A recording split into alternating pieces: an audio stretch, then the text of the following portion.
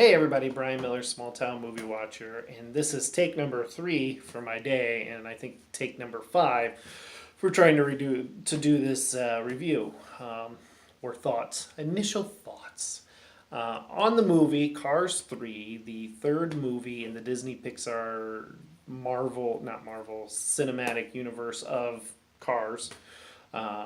This movie is rated G, and this movie brings us back to our lead character of Lightning McQueen, and it's about Lightning and kind of in the twilight of his career, and that it is him either being forced to retire or being able to retire on his own terms. And that's because of two things. One is that he had a horrific crash, and so he's kind of living in this world like Doc Hudson did, that when he got in his accident, the world of racing didn't welcome him back with open arms, because into part two is that all these new cars came in to really take his place. So the good, the bad, the ugly. I think the good part of this movie is that we're back to Lightning McQueen. It's his story, and his story about what it takes to come back into racing, where he's supposed to fit in the world of racing. And it's not about Mater. Nothing wrong with Mater. Nothing wrong with the rest of the characters in this universe. It's just that this movie was originally about Lightning. And I think that this movie is great in the sense that this should have been Cars 2. This should be Cars 2. Whereas Cars 2 is just an extended version of Mater's Tall Tales, which you can see on Netflix. So I like the fact that they came back, brought it back to Lightning and his story. Now, other good parts is that if you just look at this, when you go and watch this movie, look at the environment around in this movie. It is stunningly beautiful.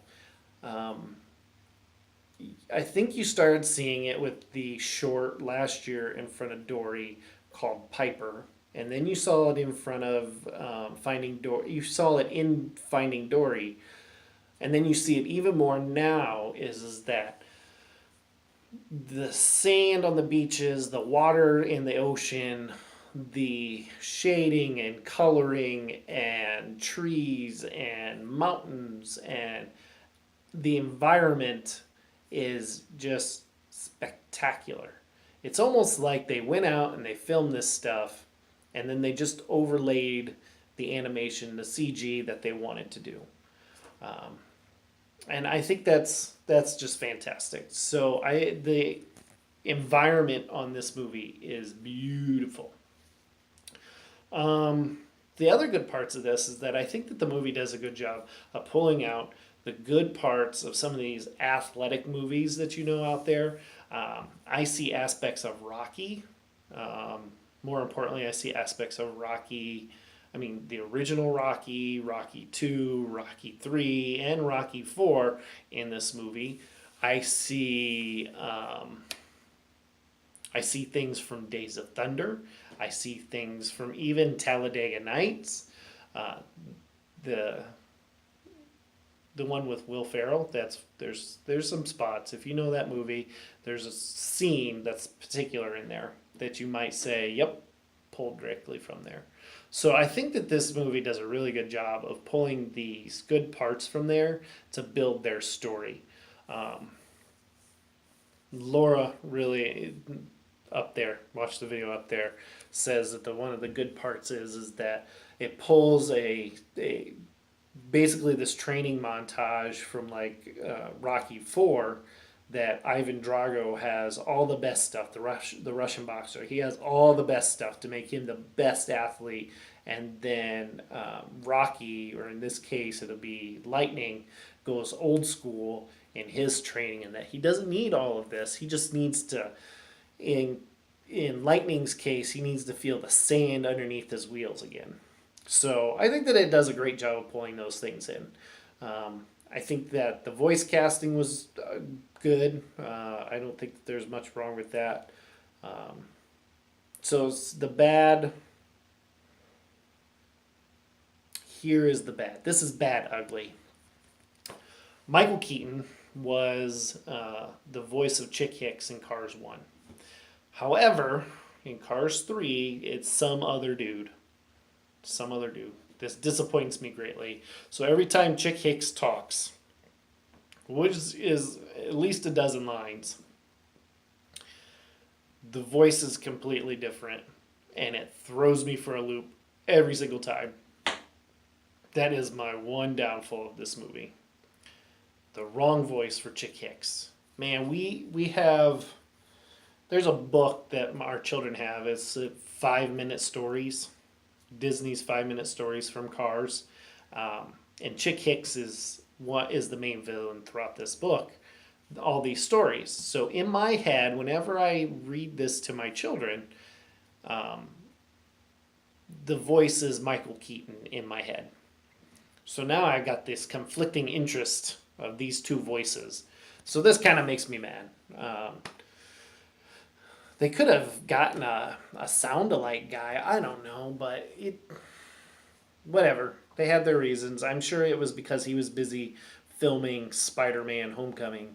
But, man, it's literally like a dozen lines, and he could have done those on a break during that filming. Just my thoughts, just my opinions. Take it for what it's worth. But that's the bad and the ugly of this movie.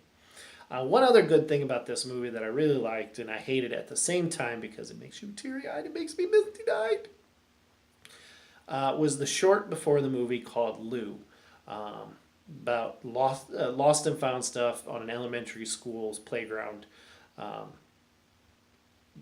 Brilliant idea, brilliant storytelling with 0 words said in it. But done with a bunch of kids in lost and found items. It was magnificent. It was really great. So anything else about this movie? I think this was a really, really good movie. I think this is worth the time for your kids and you to go to the movie. My kids were super pumped. They said super pumped to me all the time, especially my 2-year-old. He kept saying, "I'm super pumped, Daddy, super pumped." He kind of sounds like Mike Tyson, but he's not. I am serious.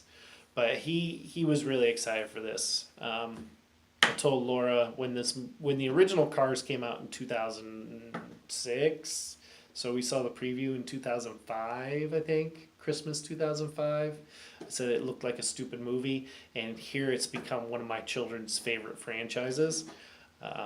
We go on long trips. Cars 2 ends up in the car. Along with Cars 3 here in the future, probably. So with that, Brian Miller, Small Town Movie Watcher, I really do think that Cars 3 got back onto the right track. Anyway, back on the right track with who they are and what they're doing. I would almost go and see a Cars 4 if it came out and they did it right along this same storyline path that they're doing. But I do think that this is a movie that you should go out and see, particularly before Despicable Me 3 comes out here in a couple weeks, because that will take away your wanting to see it. So get out there, see this movie, get the popcorn, get your pop, take your family, take your friends. This was an excellent movie from Disney Pixar. Not the best one. I think Cars 1 is still their best one of those 3, but it's right back in the correct trajectory that they should be. So with that, Brian Miller, Small Town Movie Watcher, and I just got done watching Cars 3, rated G, and this is a movie you should get lost in. Thanks, everybody. Bye.